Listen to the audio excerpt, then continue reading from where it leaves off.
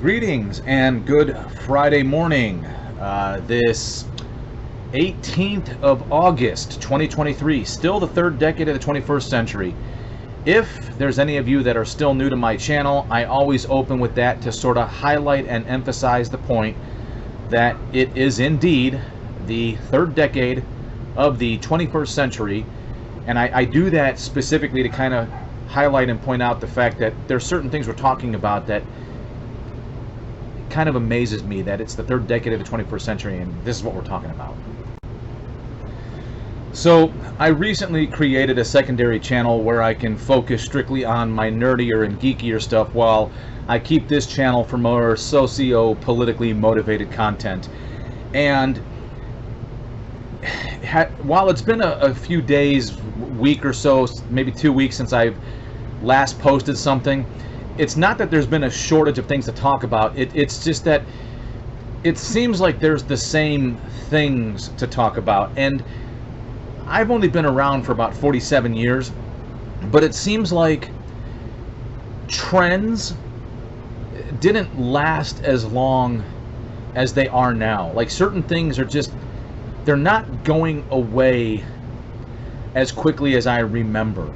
And I've tried to ask people that are older than me that lived through other significant events, like my wife's aunt and uncle. They live here and they're both in their 70s and they can both remember the 60s and the 70s, and specifically the 60s because there was a countercultural revolution, there was the Civil Rights Act, the Voting Act.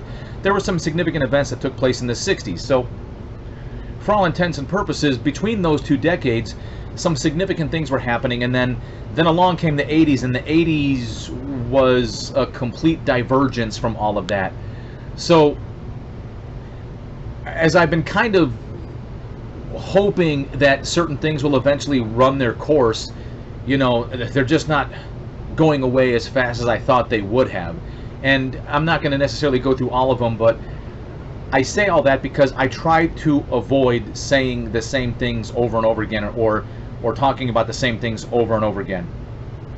And to include when I indulge in socio-political commentary for background noise when I'm doing other things, I can't help but notice that some of the same things are always talked about. One thing that comes to mind before I get into the heart of what I want to talk about today is in my most recent experiences, I've noticed there's been a massive shift, so to speak, in what I would call basic civil decency. And I hope that fan isn't blowing too hard over the microphone. To try to explain what I mean by that, like at work, there's an opportunity to interact with people. And there used to be, you know, a standard protocol for like, hi, how are you, good morning, good afternoon, just how one would conduct themselves. And I feel like for whatever reason, we're not doing that. Now, what's even weirder than that, what's kind of, you know, hitting near and dear to home for me and many of my generation is many of us, depending on when we had kids, are coming up on that point in life where in our mid to late 40s, our kids are becoming young adults themselves. Some have started this process earlier than others. Me and several others are just experiencing it now. It seems like 2004, between 2003 and whatever, 2005 apparently was a big year. I've got, I don't know how many friends on Facebook that I served with in the military that we all have kids that just recently graduated high school and they're all going to college. So I've noticed that whether we failed as parents or whatever the case may be, just certain modern social decencies that we at least understood. I'm not saying we were perfect kids. I'm not saying we were great kids, but there was a basic standard of conduct that was expected out of everybody that I think most of us perform to a certain extent. But I digress. What I really wanted to focus on for this conversation was, among all the different things that I've been exposed to in the last couple of weeks since I made my last video. I was recently listening to Bill Maher. I'm not always a huge fan of everything he says or does, but I like his Club Random, and I like listening to his Club Random. And he had, I want to say, Riley Gaines. I believe she's the former Kentucky swimmer that tied with Leah Thompson, the male trans to female swimmer. But something happened and Leah was able to take first place, and there's been a lot of controversy about men invading women's spaces and dominating in sports, where conversely you don't have the opposite, where women are transitioning to men and invading their competitive areas and dominating. So not really the focus of this conversation. During their conversation, somehow it swayed into Trump territory, and for all intents and purposes, Bill Maher has what could be classically considered Trump derangement syndrome. And for a moment I wanted to, kind of flip out and kind of like Trump derangement, bandwagon, so on and so forth. But I had to stop for a minute, and I was like, well, let's think about this logically for a second. If Bill Maher and so many others can think and subsequently feel the way that they do about Trump, with that kind of fervor and that kind of emotion and that kind of what's the word I'm looking for, emotion, so to speak, well, why can't we also feel the same way about, say, alternative candidates? And who's to say that I don't? Who's to say that if I was as popular as Bill Maher and he was watching my show and we brought up Biden and I reacted and responded with the same kind of fervor, if you will, that Bill Maher did when it came to Trump, would I be somebody classified as having Biden derangement syndrome, or would I have my own specific label? Because yeah, I'm not a fan of the Democratic Party, which I think Bill Maher's not a fan of the Republican Party, but I'm also not a fan of the Clintons or the Bidens. I don't have any really good thoughts about them. To be clear, I'm not saying violent thoughts. I don't need the FBI kicking down my door and shooting me like they did that other guy. But, is it possible that, for everybody, someone like me looks at like, wow, you are really taking it a bit, to the extremes with your thoughts and opinions on Trump. Could I be equally viewed the same way as feeling the same way about, say, the Bidens or the Clintons or any Democratic candidate for that matter? But then it started to get the wheels turning a little bit more, and I'm like, well, all right, Trump. Trump's, doesn't seem to get out of the news, these recent indictments, and it just got me to thinking. And that's where I'm going to try to focus the next 10 to 15 minutes or less if I can. So I'm not somebody who likes to indulge in conspiracy theories, but they exist for a reason. The concept of a conspiracy exists for a reason. And then something else I learned is there's the 80-20 principle. You can believe 80% of what you hear and disbelieve 20%, or you can flip it, believe 20% and disbelieve 80%. Either way, no matter how you slice it, a percentage is truth. Whether it's 20 or 80%, there is truth, and there's something substantial everywhere. So let's start at the beginning. All right, and I'm going to go in my own personal chronological order. If it doesn't follow along with your own wavelength, then so be it. COVID, I believe, was a real thing that existed. All right, I'm not going to say it didn't. I'm not going to say it was purposely manufactured with a specific purpose in mind, and that purpose was exactly carried out. I don't know if it was as serious as we took it, or if it would have received the same level of attention that any other viral infection would have received, just that it provided a political system with an opportunity to exploit. Regardless of how you get there, I think that COVID itself provided the Democratic Party and like-minded individuals an opportunity to exploit.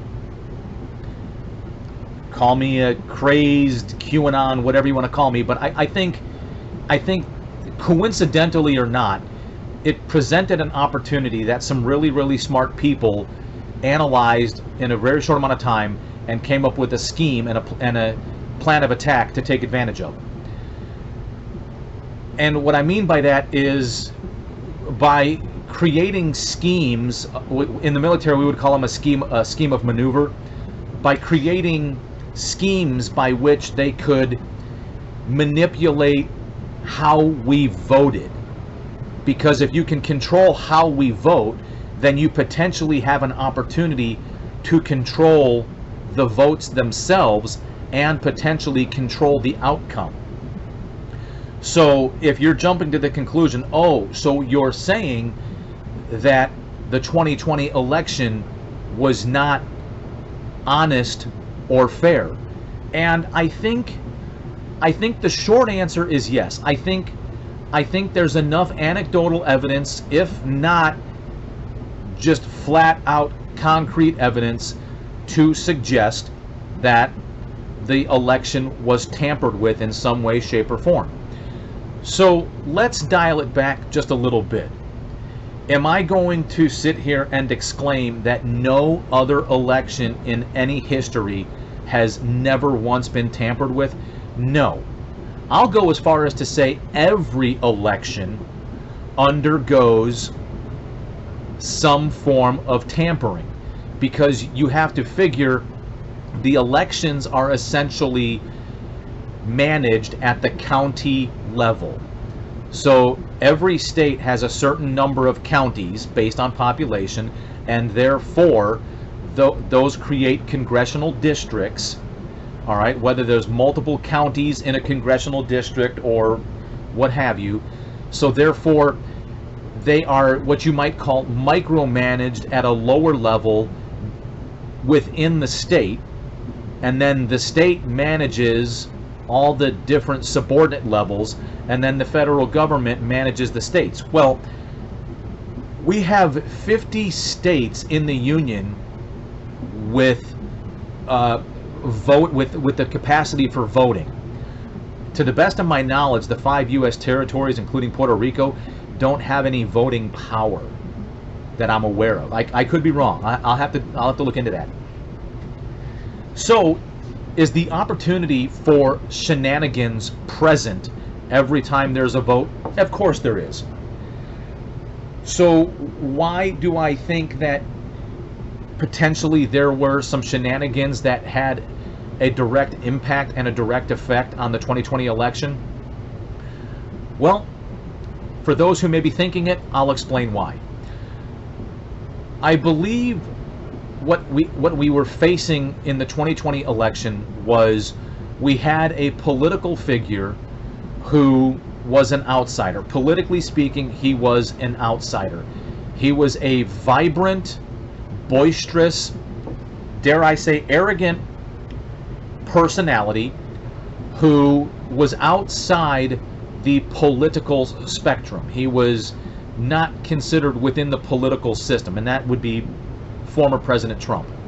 I don't know why. Every time I get on camera, my mustache itches. I don't know if it's the wind from the fan or what. So, Trump, just by himself, was a very, very polarizing figure. Whether you loved him or whether you hated him or somewhere in between, he was a very polarizing figure. He stood outside of the political system and he operated without fear, and he essentially did not have the same sense of discretion to call out things that he disagreed with, or call out things that he knew or thought were wrong, or inappropriate. And that went completely against what a lot of people considered to be the normal operating procedures for how you do business in that political sphere, let alone the office of the president. So I think there were enough people that had a dedicated interest in making sure that former President Trump did not get reelected.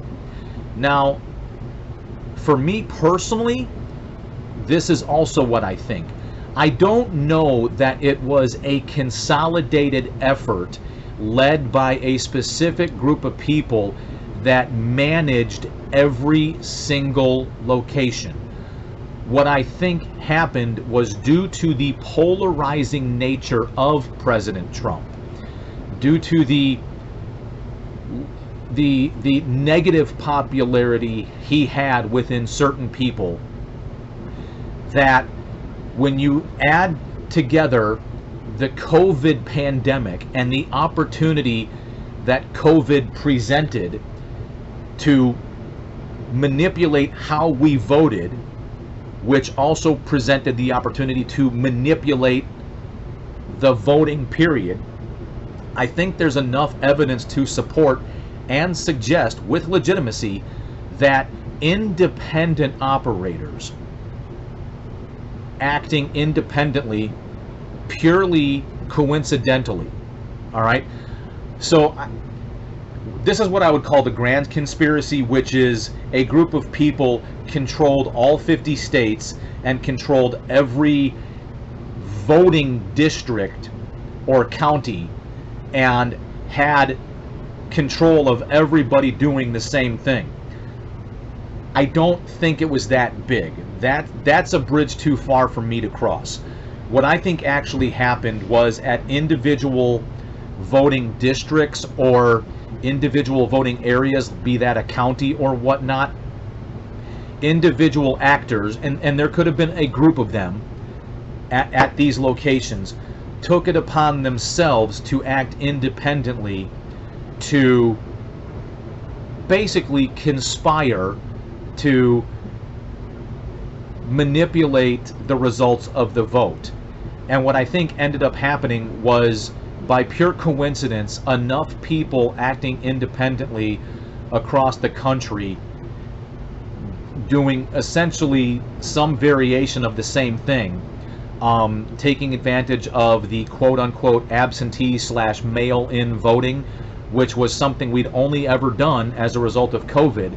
So therefore, it was relatively easy to all of a sudden fabricate these mail-in votes. And I mean, and here's where I don't understand how some people can't even open up their mind to consider it. Based on the numbers, more people voted in the 2020 election than any previous election in history. Donald Trump, by himself, got more votes than any other presidential candidate in history.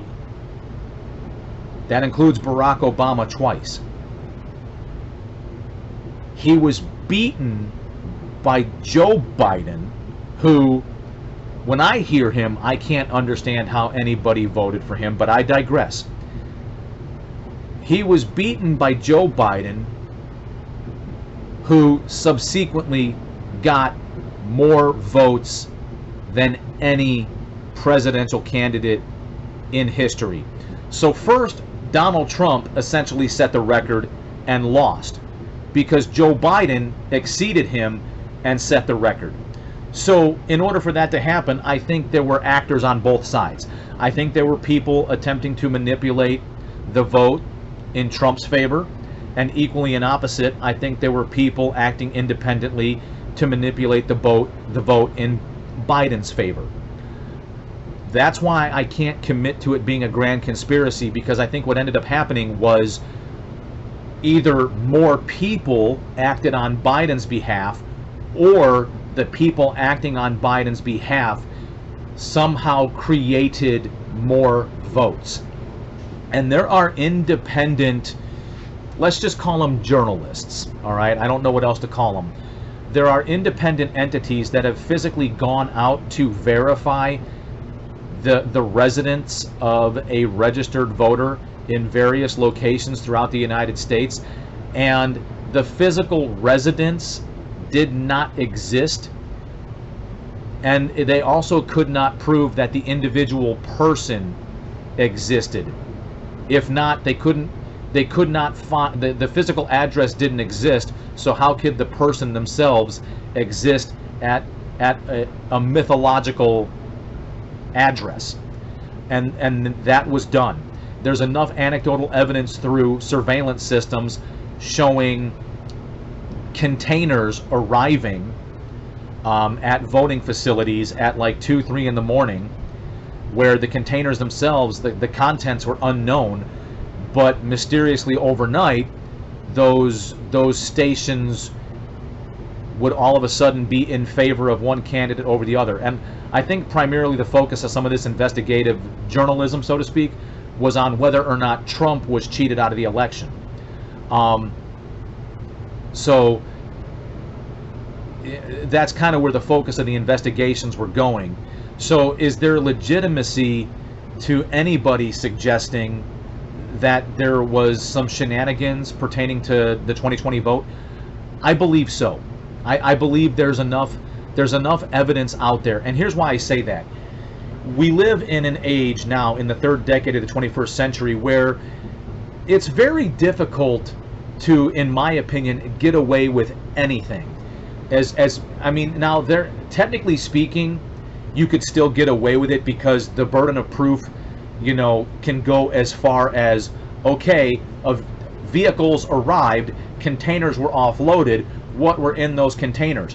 I don't know, other than mysteriously overnight 60,000 votes just showed up and they all happen to be for this candidate. Deductive reasoning would tell you that there were votes inside those containers.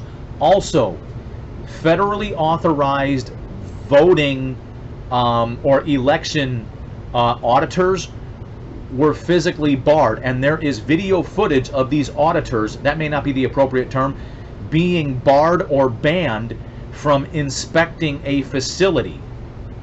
So I think when you add it all up, there's enough evidence to support the fact that something happened. But I think the people that are crying one way or the other have to take into consideration, if more votes were collected during this election than any other previous election, and both candidates set the record for the number of votes received, then that would lend itself to the concept that perhaps there were shenanigans on both sides. Just one side got out shenaniganed by the other. Now, again, I don't have any proof of this. I'm just saying that I think there's enough evidence from what I've seen to believe something happened.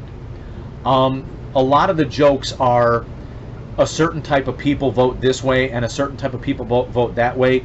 So it stands to reason that these votes could be considered legitimate while these could be considered questionable.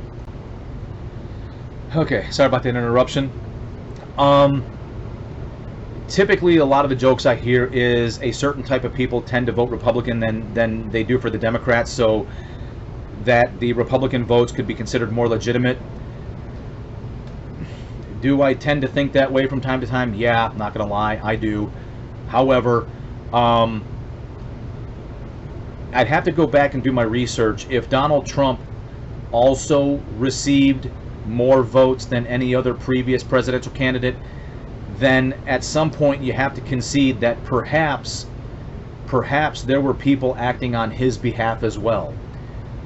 Maybe they just didn't plan for that that people acting for the other candidate were going to come up with, I want to say, if I'm not mistaken, I'd have to go back and do my research. I think it was something like 81 million. I know Biden got like 81 million votes, but I want to say Trump got like 79 or something. Like it wasn't like 81 5 to like 81,499. It wasn't like that. They call them close, but I want to say Trump had just below 80 million and Biden had like right at around 81 million. So both candidates got more votes than anybody ever in history. So I think that lends itself to the concept that the COVID pandemic provided the opportunity for people to essentially defraud the election process. Just, you know, more people acted on behalf of Biden. I think there's enough evidence to support that, the concept. I think there's enough evidence to support, you know, conducting the research. And I think what happened was all of the election inspectors or whatever, basically their guidebook basically says the person has to exist and the address has to exist, and if the person and the address match up in any form of records, then the vote itself can be considered legitimate. The main difference being is the pandemic provided the opportunity for absentee voting, so people didn't have to show up in person. So I think what happened was it was very easy to come up with mythological paper votes, since people didn't have to show up. When people have to physically show up in person, I think that changes the dynamic. I also think voter ID should be required. I think, you know, I don't know. Let me rephrase that. If there's a certain process to be a registered voter, then just by being registered alone should be good enough. But I think, you know, if the same process to become a legally registered voter is the same process to get a legally registered ID, then I don't see why having an ID would be a problem for voting. I don't see how it's racist or it's denigrating in any way, shape, or form. But you know what? It doesn't really matter what I think. I'm curious to hear from you. I'm curious to hear what you think. I'm curious if anybody has a change in opinion. You know, is it plausible that if some people feel a certain way about Trump, that we can equally be accused of the same thing when it comes to Biden? Is it possible that you think there's enough evidence to support that perhaps something happened? And more importantly, do you think that in the 2024 election, that mysteriously, out of nowhere, we're going to have another super virus that's going to create yet another pandemic, providing yet another opportunity for shenanigans in order to attempt to secure the results of a vote? I'd like to hear from you. You know the deal. All kidding aside, it's a safe space for the little guy. I'm not monetized. I don't have a paywall. If you leave a comment, if you get involved in the conversation, I promise I will read, react, and respond to your comments. Your voice will be heard, and it's a great opportunity to get involved in a conversation. And that's all I'm trying to do. I don't care about the likes, the notifications, the subscriptions. I'm not worried about getting the placard to hang up in the background. I could care less. I'm just trying to reach out to people and have a conversation. And if you do get involved, I greatly appreciate it. Please be safe out there. Until next time, you're awesome.